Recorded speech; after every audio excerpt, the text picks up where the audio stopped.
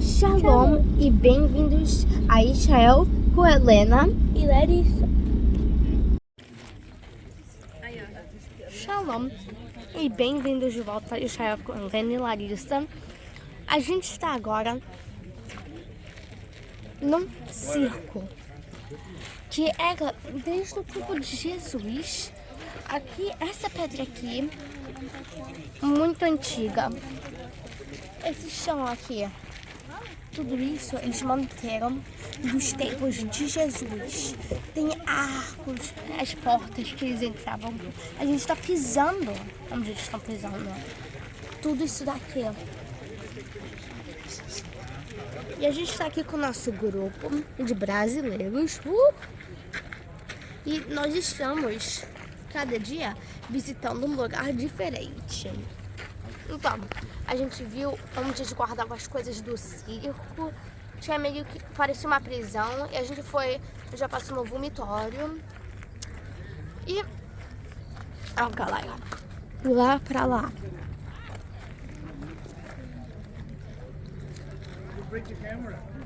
Várias coisas daqui velhas, várias coisas é do tempo de Jesus, várias coisas chegou um pouquinho depois. Mas os cavadores tentaram melhor manter, mas 50% de tudo isso foi destruído. Então,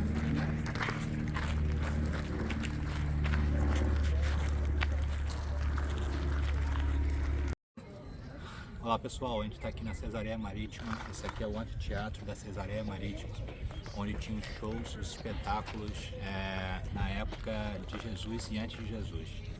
Logo atrás, daqui a pouco vocês vão ver o Mar Mediterrâneo. Então isso aqui foi construído, uma grande obra arquitetônica por Herodes, na época para ser um grande porto, o porto mais moderno da região.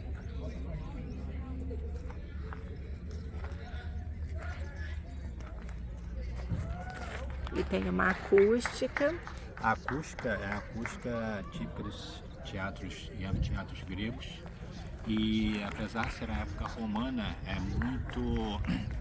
tem muito da cultura grega. A acústica é perfeita. A gente acabou de ter um showzinho aqui particular do nosso grupo e dava para escutar perfeitamente aonde quer que você sentasse ali.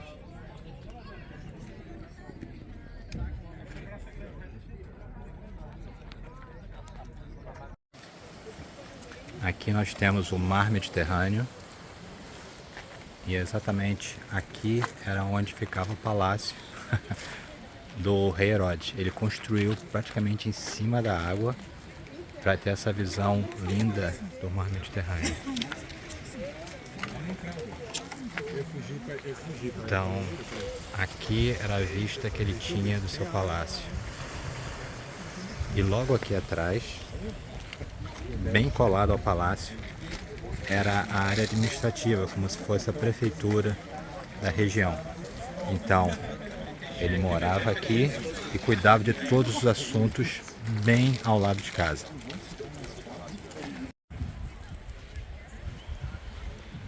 E agora Helena e Larissa estão caminhando na areia do Mar Mediterrâneo. Olha uma conchinha! Uma conchinha! Conchinha do Mar Mediterrâneo. Olha a outra. Peguei uma para Helena e uma para Larissa. Pega uma para o Tomás.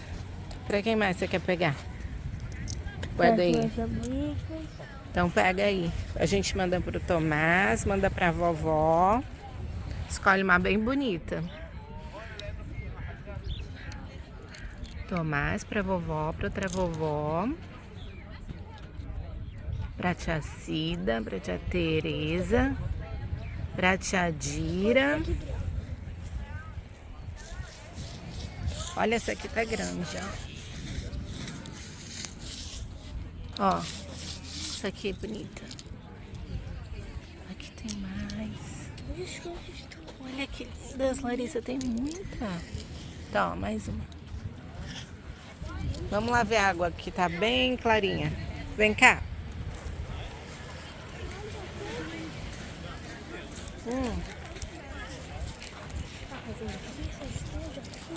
Tô filmando, ela tá pegando continha pra todo mundo. Eu posso fazer um vídeo? Você vai gostar. Ai, Helena, não.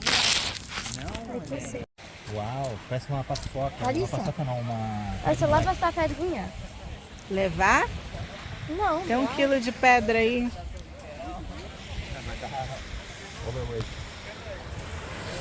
Olha, e o pior que na foto, no vídeo, não sai essa cor do mar. Se o papai deixar a Helena levar aquela, eu vou levar essa aqui, então. No vídeo não sai a cor do mar? Não sai tão bonito assim. Ah, eu acho que sai sim. É que não dá pra gente ver agora, mas depois... Larissa, se molhando. Ah, já molhou, né? Já foi. Papai demorou.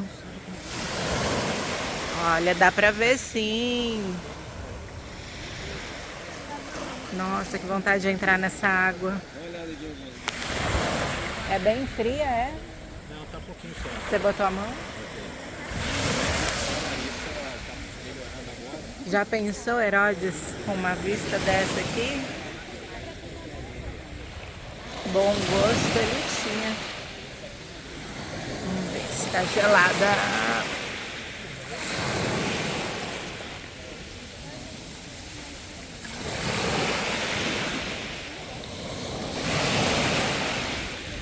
Salgada e gelada.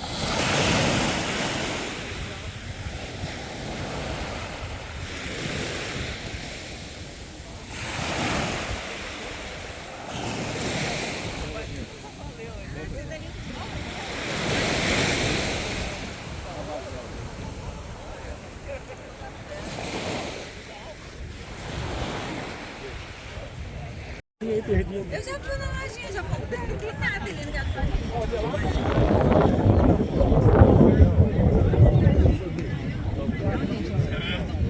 Mas lá em Jerusalém você vai encontrar bastante gato simpático. Que isso? Esse aqui é o posto mais antigo encontrado aqui nessa região. Não posso deixar meu celular cair lá dentro, hein? Tem uma pomba lá dentro. Vale.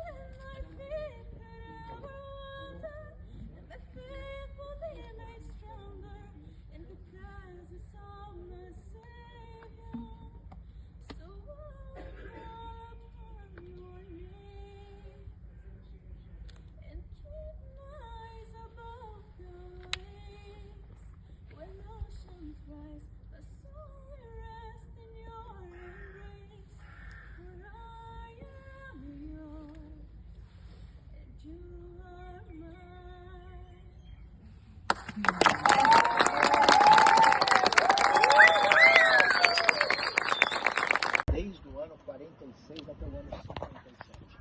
Quando ele volta da terceira viagem missionária, ele passa, conforme Atos capítulo 20, em Mileto, que é pertinho de Éfeso. Lá ele encontra a liderança da igreja de Éfeso e ele chega aqui acompanhado de um amigo, que era o Trófimo, o Efésio. Quando ele está com o Trófimo em Jerusalém, ele foi acusado indevidamente pelos religiosos de ter levado o Trófimo para a área proibida do templo. Aí ele foi preso. Como ele foi preso, ele foi transferido para cá. E aqui ele ficou preso na época do Herodes Agripa II, que é bisneto do Herodes o Grande, e ele recebeu as visitas lá do Festo, lembra? É quem conhece o texto, né? Recebeu do Félix, lembra da Agripa e Berenice, e ele estava aqui. E ele ficou quanto tempo aqui? Do ano 57 até o ano 59. E o que aconteceu nesse período? Quando Paulo chega, o livro de Atos, que é a obra de Lucas, né, quando ele fala lá, que ele escreve para Teófilo, Capítulo 16, do verso 8 para o 9, o livro muda para a primeira pessoa do plural, porque Lucas entra no navio. Lucas passa a acompanhar Paulo diretamente, tanto na segunda como depois na terceira viagem. Terminando a terceira viagem, Lucas vem. O que acontece com Paulo é preso e Lucas vai fazer pesquisa. Então, nesse período, muito provavelmente, é que Lucas vai atrás, precisa falar com fulano, quem conheceu Jesus, para ver para o Teófilo, que foi um patrocinador do Evangelho de Lucas e do livro de Atos, para contar como é que a história foi. E Lucas é o autor mais erudito do Novo Testamento, com grego mais elevado, e ele faz todo o detalhamento, a especificidade assim, histórica e geográfica é muito impressionante. Paulo está sob acusação, e o pessoal não sabe o que fazer com ele, porque ele é cidadão romano, então vão criar problema com ele, vai dar ruim. E ao mesmo tempo eles não querem deixar os religiosos de Jerusalém revoltados. Então quando a coisa aperta, o que Paulo faz? Eu sou cidadão romano, apelo para César. E aí ele vai no segundo semestre do ano 59. Como é que a gente sabe disso? Porque quando ele pega o navio, lembra? Esse navio vai naufragar perto de Creta.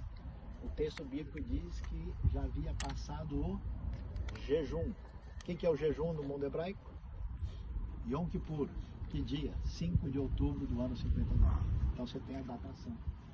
Muito nítida. E aí Paulo vai naufragar e vai parar em Malta. Como é que estava o clima em Malta? Muito frio. Lembra que tinha cobra lá? Estava frio por quê? Naufrágio. E frio por quê? Porque nós já estamos no começo do inverno. Então Paulo deve ter ficado ali em novembro, dezembro, janeiro, alguns meses, até chegar a época da navegação, provavelmente fim de fevereiro, março, quando ele vai finalmente para Roma, onde ele vai ser preso e ficar lá do ano 60. Muito ligado com o Museu de Israel, que nós vamos estar lá, vocês vão conhecer. O Museu de Israel é o museu nacional e ele é o principal museu de arqueologia. Hoje em dia, eles estão terminando já um edifício que será um edifício só. Esses pontos vermelhos, ótima pergunta, obrigada. Esses pontos vermelhos são os lugares da onde Herodes trouxe pedras para construir Cesareia. Então, olha só, Mármara ali em cima, na Turquia. Estão vendo? Éfesos, Ática, uma região de Atenas, Creta. Aqui embaixo no Sinai, a região do Egito também, onde tem pedras muito interessantes. E aqui vocês podem ver os barcos que chegaram ao porto de ao porto de Cesareia. Tudo era o Império Romano da época.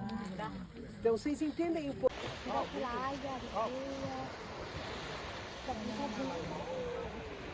O mar Mediterrâneo da Cesareia Marítima. Aqui é a área que era o antigo palácio do Herodes. Então ele construiu bem em cima do mar para ter uma visão do mar Mediterrâneo. E logo aqui atrás era a parte administrativa da cidade. Na Cesareia Marítima podemos ver uma termoelétrica e 3 plataformas para exploração de gás. Aqui é a saída da energia de Israel.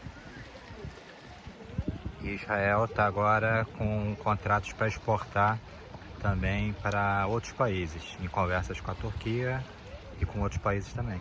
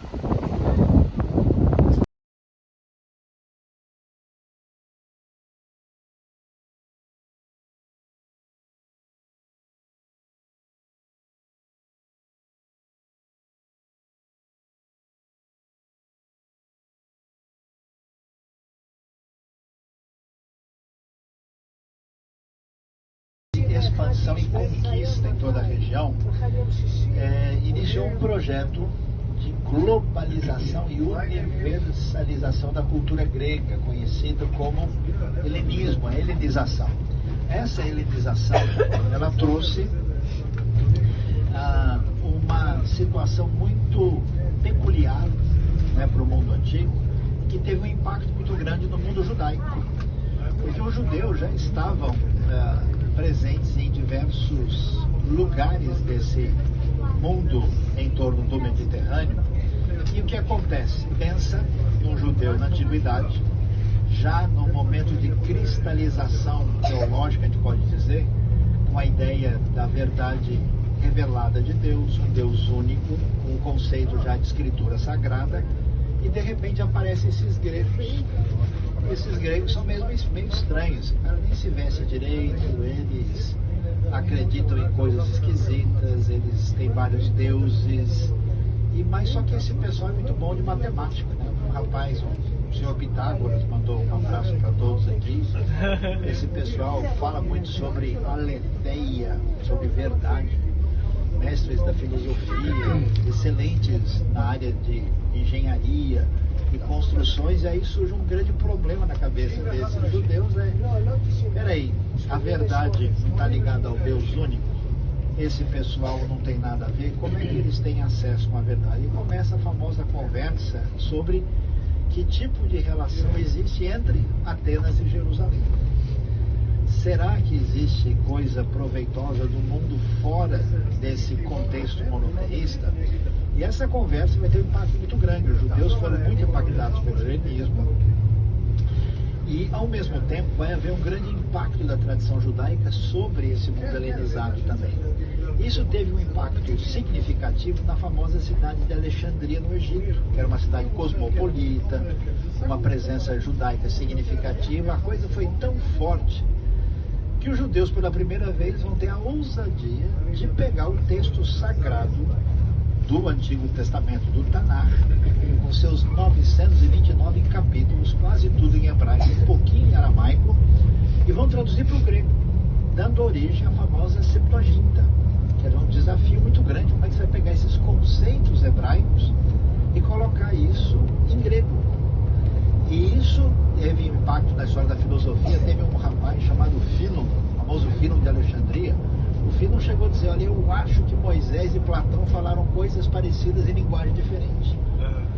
E aí esse caminho, né, acaba trazendo assim uma grande discussão que tem a ver com a origem do próprio cristianismo primitivo. Por exemplo, no Novo Testamento, todos os autores são judeus, mas eles vão escrever em grego. E grande parte desse grego, como é que a gente vai dizer o que a gente está dizendo?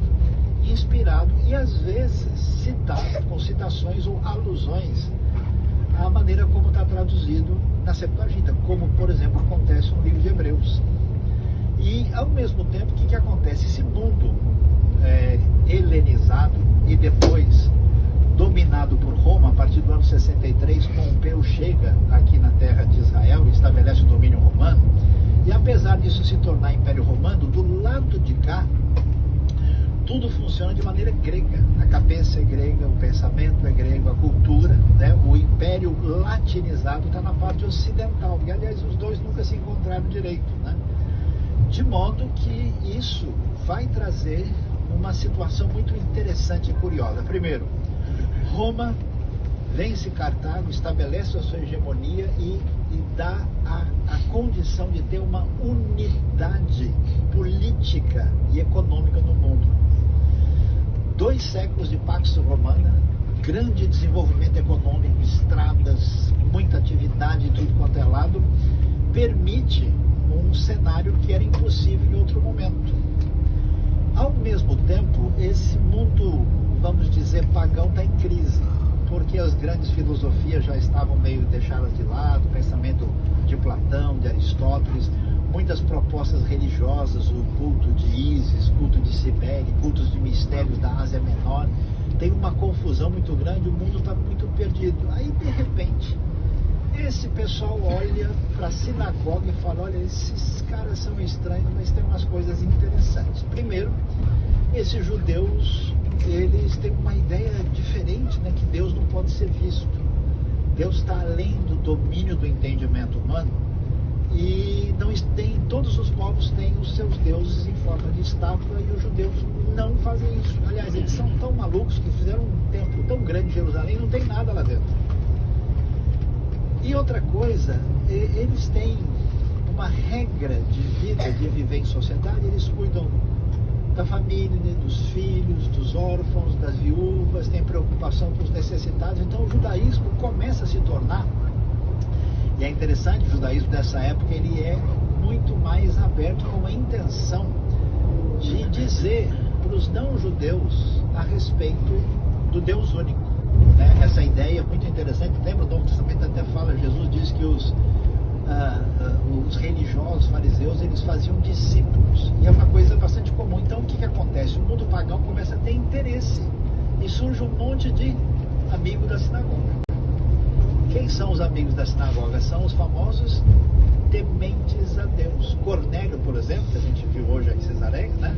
Ele é um temente a Deus, não é uma pessoa que teme a Deus, ele é um indivíduo interessado na ética e na espiritualidade do judaísmo, mas não no cerimonialismo.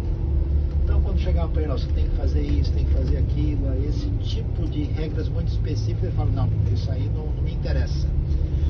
E ao mesmo tempo, alguns desses não-judeus se convertem plenamente, que são chamados os prosélitos.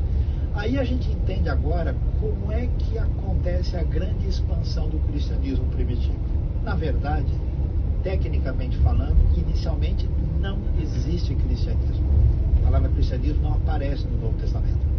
A palavra cristão aparece 3 vezes, porque é uma comunidade de judeus que segue um rabino da Galileia, um rabino meio fora do esquadro na época, ele não se encaixa, ele está mais próximo do jeito de falar dos fariseus, mas ele não se encaixa nem dos fariseus, nem dos saduceus, nem dos essênios. Vamos dizer assim, do ponto de vista da descrição geral, Jesus é um rabino independente.